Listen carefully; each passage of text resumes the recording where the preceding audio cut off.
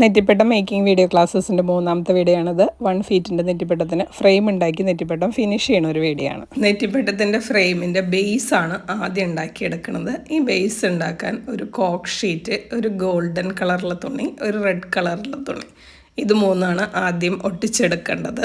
Coke ഷീറ്റിൻ്റെ മുകളിൽ red colour തുണി, അതായത് ഈ നെറ്റിപ്പട്ടത്തിൻ്റെ ബാക്ക് സൈഡാണത്, അത് നല്ല ഭംഗിയിൽ നിൽക്കാനാണ് നമ്മൾ ഈ റെഡ് കളർ തുണി ഒട്ടിച്ചെടുക്കുന്നത്. ഈ പശ തേക്കുമ്പോൾ ഏറ്റവും കൂടുതൽ ശ്രദ്ധിക്കേണ്ടത് പശ കൂടുതൽ അളവിൽ തേക്കാതെ തേക്കുന്ന പശേനെ സ്പ്രെഡ് ചെയ്ത് തേക്കുക. അങ്ങനെ ഒട്ടിച്ചാൽ ഈ തുണി നല്ല ഭംഗിയിൽ അതിൽ പിടിച്ചിരിക്കുള്ളൂ, കാണാനും വൃത്തി ഉണ്ടാവുള്ളൂ. ഈ പശ തേച്ചതിന് ശേഷം കൈ കൊണ്ട് നല്ലോണം പ്രസ് ചെയ്ത് കൊടുക്കുക. എല്ലായിടത്തും ഈവണായിട്ട് പശയാവാനാണ്. ഈ കോക്ക് ഷീറ്റിന് റെഡ് തുണി ഒട്ടിച്ചെടുത്തതിന് ശേഷം അതിൻ്റെ നെക്സ്റ്റ് സൈഡിലാണ് നമ്മൾ ഗോൾഡൻ തുണി ഒട്ടിച്ചു കൊടുക്കാൻ പോണത്. ഈ കോക്ക് ഷീറ്റിന് മുകളിൽ ഒട്ടിച്ചെടുക്കേണ്ട പൊസിഷനിൽ നിന്ന് ഗോൾഡൻ ഷീറ്റ് മാറാതിരിക്കാനാണ് ഹാഫ് പോർഷനിൽ ആദ്യം പശ തേക്കും, എന്നിട്ട് ആ ഭാഗം ഒട്ടിച്ചെടുക്കും. അതിന് ശേഷം ഈ നെക്സ്റ്റ് പോർഷനിൽ പശ തേക്കും, അത് ഒട്ടിച്ചെടുക്കുക. അങ്ങനെയാണ് ഞാൻ ചെയ്യണത്. പശ തേച്ച് ഒട്ടിച്ചതിന് ശേഷം ഈ ഗോൾഡ് തുണിയുടെ മുകളിലൂടെ കൈ കൊണ്ട് നല്ലപോലെ പ്രസ് ചെയ്ത് കൊടുത്ത് അതിൻ്റെ ഇടയിലൊന്നും എയർ ബബിളുകളൊന്നും ഇല്ല എന്നുള്ളത് ഉറപ്പ് വരുത്തുക. അത് എയർ ബബിളുകൾ വന്നാൽ ഈ തുണി പൊന്തി നിൽക്കും. ഇനി നെറ്റിപ്പട്ടത്തിൻ്റെ മുകളിൽ ഹാങ് ചെയ്യണ ഭാഗത്ത് ഒരു കട്ടിക്ക് വയ്ക്കാനുള്ള ഒരു സ്ട്രോ ബോർഡിൻ്റെ പീസാണ് നമ്മൾ വയ്ക്കാൻ പോണത്. ഈ പീസ് വയ്ക്കാനുള്ള സ്ഥലം കൂടെ നമ്മൾ നെറ്റിപ്പട്ടത്തിൻ്റെ തുണി മുറിച്ചെടുക്കുമ്പോൾ എക്സസ് ഇട്ടിട്ടുണ്ടായിരുന്നു. കോക്ക് ഷീറ്റിൻ്റെയും ഗോൾഡ് തുണിയുടെയും ഇടയിൽ ഈ സ്ട്രോ ബോർഡുമേ പശ തേച്ച് നല്ല ഭംഗിയായിട്ട് ഒട്ടിച്ചെടുക്കുക. സ്ട്രോ ബോർഡിനേക്കാളും കുറച്ച് നീളം വീതിയും കൂടുതലുള്ളൊരു പീസ് വെൽവെറ്റിൻ്റെ എടുത്തിട്ട് സ്ട്രോ ബോർഡുമേ പശ തേച്ച് ആ ഫ്രണ്ട് പോർഷനിൽ അത് ഒട്ടിച്ച് സൈഡുകൾ കട്ട് ചെയ്ത് ബാക്കിലോട്ട് മടക്കി ഒട്ടിക്കുക. നെക്സ്റ്റ് ചെയ്യണത് ഈ വെൽവെറ്റ് ഒട്ടിച്ച പോർഷനിൽ ലേസ് ഒട്ടിച്ചെടുക്കലാണ്. വീതിയുള്ള പോർഷനിൽ 2 പീസും നീളമുള്ള പോർഷനിൽ 2 പീസുമായിട്ട് ലേസ് നമ്മൾ കട്ട് ചെയ്തെടുക്കുക. ആ ലേസുമ്മേ പശ തേച്ചെടുക്കുക. നേരത്തെ പറഞ്ഞതുപോലെ തന്നെ പശ എക്സസ് ആവാതെ സ്പ്രെഡ് ചെയ്ത് എല്ലായിടത്തും എത്തണ തരത്തിൽ പശ തേച്ചെടുക്കുക. ഫ്രെയിം ഹാങ് ചെയ്യാനുള്ള ത്രെഡുകൾ ഇടാനുള്ള ഹോൾ ഉണ്ടാക്കലാണ് അടുത്തത്. ഈ ഫ്രെയിമിൻ്റെ സെൻറ്ററിൽ നിന്ന് 2 സൈഡിലേക്കും ഈക്വൽ അളവുകളിൽ ഒരു മാർക്കിംഗ് കൊടുക്കുക. അവിടെയാണ് നമ്മൾ ഹോൾ ഉണ്ടാക്കാൻ പോണത്. ഹോൾ ഉണ്ടാക്കാൻ ഉപയോഗിക്കുന്ന ടൂളാണ് ഈ കാണിക്കുന്നത്. ഞാൻ മുന്നത്തെ വീഡിയോയിൽ പറഞ്ഞിട്ടുണ്ടായിരുന്നു.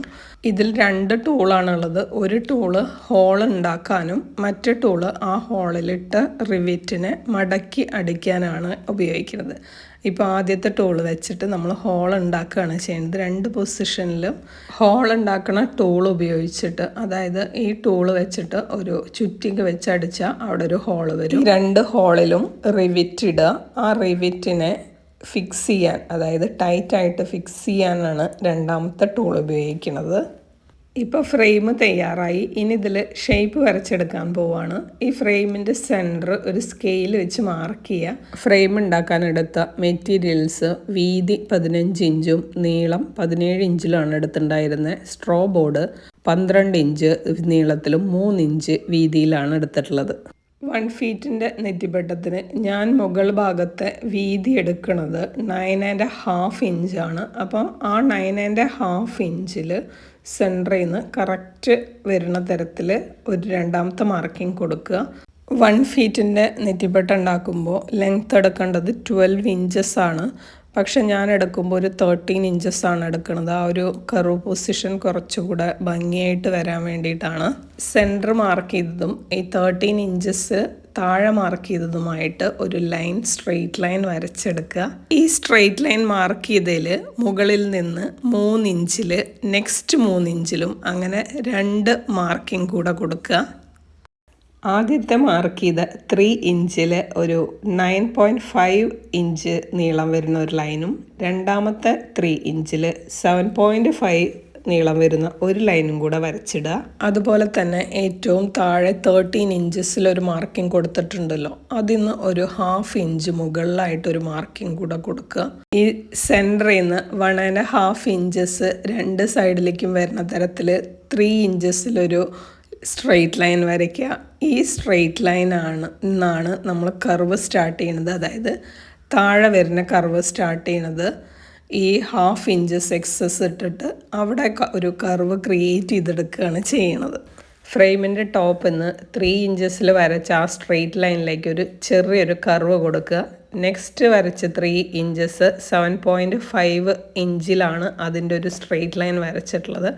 ആ ലൈനിലേക്ക് കുറച്ചുകൂടെ ഡീപ്പായിട്ടുള്ളൊരു കർവ് കൂടെ കൊടുക്കുക.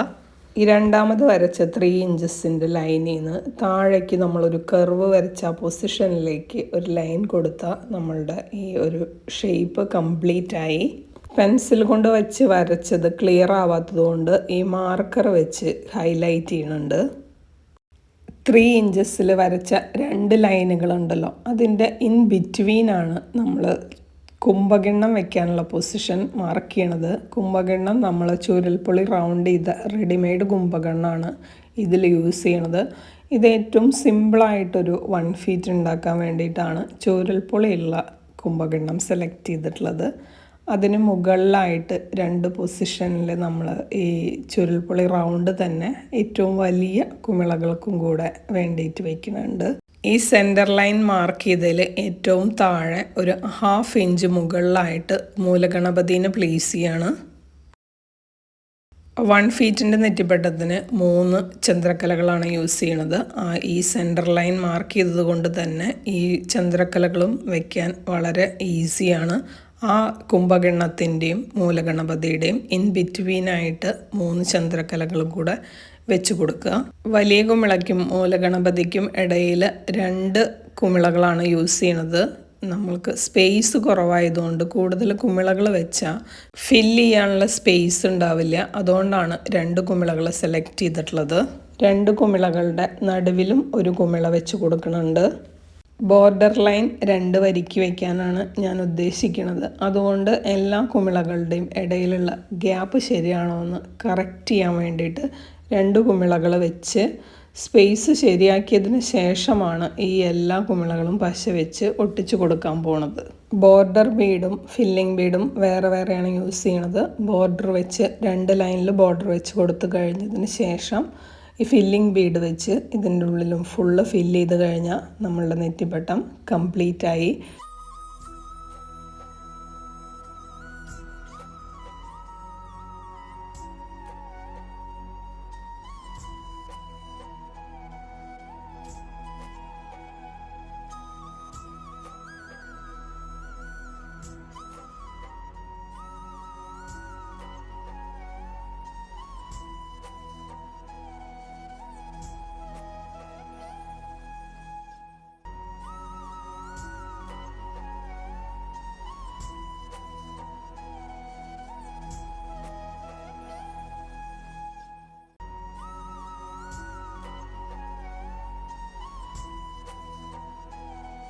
ഇപ്പം നെറ്റിപ്പട്ടത്തിൻ്റെ ബീഡ്സിൻ്റെ ഫില്ലിംഗ് എല്ലാം കഴിഞ്ഞു. 1 ഫീറ്റ് നെറ്റിപ്പട്ടത്തിൻ്റെ കിറ്റിൻ്റെ കൂടെ നമ്മൾ 3 കളർ നൂലുകളാണ് വയ്ക്കുക. ഈ നൂലുകളിൽ നിന്ന് ഏതെങ്കിലും 2 കളറ് നൂലെടുത്തിട്ടാണ് നമ്മൾ കാളാഞ്ചി കെട്ടിയെടുക്കുന്നത്. അതിന് ഒരു ചെറിയൊരു ലെങ്ത്തിൽ മുറിച്ചെടുത്ത് അതിൻ്റെ സെൻറ്റർ കെട്ടി വയ്ക്കുക. ഒരു കുമിള താഴെ വെച്ച് അതിൻ്റെ മുകളിൽ പശ വെച്ചിട്ട് ഈ നൂലൊട്ടിച്ചിട്ട് അതിൻ്റെ മുകളിലാണ് കാളാഞ്ചി ഇടുന്നത്. അപ്പോൾ നെറ്റിപ്പട്ടത്തിൻ്റെ കാളാഞ്ചിയുടെ നൂല് നല്ല ഭംഗിയിൽ വിരിഞ്ഞ് നിൽക്കാൻ വേണ്ടിയിട്ടാണ് ഈ അടിയിലുള്ള കുമിള വെച്ച് കൊടുക്കുന്നത്. അതിനുശേഷം താഴെ തൂങ്ങി നിൽക്കുന്ന ഒപ്പമല്ലാത്ത നൂലുകൾ കറക്റ്റ് ഷേപ്പിന് വെട്ടിയെടുക്കുക. കാളാഞ്ചി കൂടെ റെഡി ആയി കഴിഞ്ഞാൽ നമ്മൾ നൂല് ഒട്ടിച്ചെടുക്കുകയാണ് ചെയ്യണത്. പശ വെച്ച് നൂലിനെ ഒട്ടിച്ചെടുത്തതിന് ശേഷം കാളാഞ്ചി കൂടി കിട്ടിയ നെറ്റിപ്പട്ടത്തിൻ്റെ വർക്ക് ഫിനിഷായി. ഈ ഒരു വീഡിയോയിൽ കാണിച്ച 1 ഫീറ്റ് നെറ്റിപ്പട്ട ഉണ്ടാക്കാനുള്ള എല്ലാ മെറ്റീരിയൽസും ഈ കാണിച്ചതുപോലെയുള്ള എല്ലാ മെറ്റീരിയൽസും നമ്മളുടെ 1 ഫീറ്റിൻ്റെ കിറ്റിൻ്റെ കൂടെ ഉണ്ടായിരിക്കും. ഈ ഒരു വീഡിയോ കാണുന്ന ആൾക്ക് 1 ഫീറ്റിൻ്റെ നെറ്റിപ്പട്ടം സ്വന്തമായിട്ട് ഉണ്ടാക്കുന്ന ആഗ്രഹം ഉണ്ടെങ്കിൽ ഈ ഒരു കിറ്റ് പർച്ചേസ് ചെയ്ത് ഈ വീഡിയോയുടെ ഇൻസ്ട്രക്ഷൻ കൂടെ ഫോളോ ചെയ്താൽ കംപ്ലീറ്റ് ഫ്രെയിം അടക്കം സ്വന്തമായിട്ട് ഉണ്ടാക്കിയിട്ട് നിങ്ങൾക്ക് തന്നെ നെറ്റിപ്പട്ടം ഫിനിഷ് ചെയ്യാൻ പറ്റും. നെറ്റിപ്പട്ടത്തിൻ്റെ മുകൾ ഭാഗം ഉണ്ടാക്കുമ്പോൾ വെക്കുന്ന സ്ട്രോ ബോർഡ് എന്താണെന്ന് പലർക്കും അറിയണില്ല, വാങ്ങിക്കാൻ കിട്ടണില്ല എന്നും പറയുന്നുണ്ട്. ഈ 1 ഫീറ്റിൻ്റെ കിറ്റിൻ്റെ കൂടെ ഇതിൻ്റെ കറക്റ്റ് സൈസിൽ കട്ട് ചെയ്ത ഒരു സ്ട്രോ ബോർഡും കൂടെ ഉണ്ടായിരിക്കും. താഴെ ഡിസ്ക്രിപ്ഷനിലും കമൻറ്റ് ബോക്സിലും വാട്സപ്പിൻ്റെ ലിങ്ക് ഉണ്ട്. വാട്സപ്പിലൂടെ കണക്ട് ചെയ്താൽ നിങ്ങൾക്ക് ഈ 1 ഫീറ്റിൻ്റെ കിറ്റ് പർച്ചേസ് ചെയ്യാം.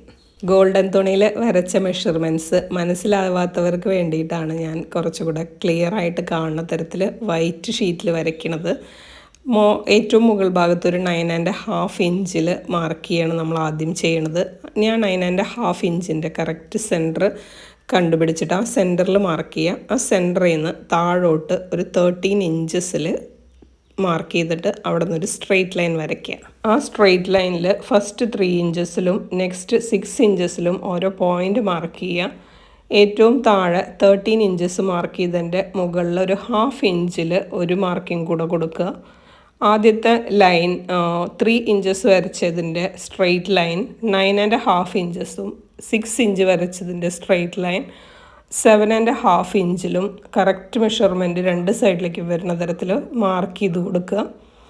ഏറ്റവും താഴെ 1/2 ഇഞ്ച് വരച്ച ആ ഒരു ലൈനിനെ ഒരു ചെറിയൊരു കർവാക്കിയിട്ട് ആ ലൈൻമേലേക്ക് യോജിപ്പിക്കുക. അതിനുശേഷം ആദ്യം 9.5 വരച്ചതിന് നെക്സ്റ്റ് 3 ഇഞ്ചസിലേക്ക് വരച്ചതിലേക്ക് ഒരു ചെറിയൊരു കർവ്, അതിൽ നിന്ന് നെക്സ്റ്റ് 3 ഇഞ്ചസിലേക്ക് കുറച്ചുകൂടെ ഒരു ഡീപ്പായ കർവ്, അങ്ങനെ 2 കർവുകൾ നമുക്ക് നെറ്റിപ്പട്ടത്തിൻ്റെ ഒരു ഷേപ്പിൻ്റെ ഒരു ഐഡിയ ഉണ്ടല്ലോ, അത് വെച്ചിട്ട് അങ്ങനെ ഒരു ചെറിയ 2 കർവുകൾ വരച്ച് കൊടുക്കുക. അതിനുശേഷം ഈ രണ്ടാമത്തെ കർവിൽ നിന്ന് താഴെ ആ ചെറിയൊരു കർവ് ക്രിയേറ്റ് ചെയ്തതിലേക്കാണ് യോജിപ്പിച്ചെടുക്കേണ്ടത്. ഇതും കൂടെ ആയ ഷേപ്പ് കംപ്ലീറ്റ് ആയി. വീഡിയോയുടെ ലെങ്ത്ത് കുറച്ച് കൂടുതലായിപ്പോയി. പക്ക പ്രൊഫഷണലായിട്ട് മെഷർമെൻ്റ് എല്ലാം കറക്റ്റായിട്ട് ഡീറ്റെയിൽഡായിട്ട് പറഞ്ഞതുകൊണ്ടാണ് വീഡിയോ ഇത്ര ലെങ്ത് ആയത്. പിന്നെ ഒരു ക്ലാസ് മോഡലായതുകൊണ്ട് വീഡിയോ ബോറിംഗ് ആയിട്ടും തോന്നി കാണും. പക്ഷെ നിങ്ങളത് ഇതുപോലെ ഫോളോ ചെയ്ത് നോക്കിയാൽ സിമ്പിളായിട്ട് നിങ്ങൾക്ക് എല്ലാ സ്റ്റെപ്പുകളും ഇൻക്ലൂഡ് ചെയ്യുന്ന ഒരു നെറ്റിപ്പട്ടം വീഡിയോ ആണിത്. എന്താ അഭിപ്രായം ചെന്ന് കമൻറ്റ് ചെയ്യൂ.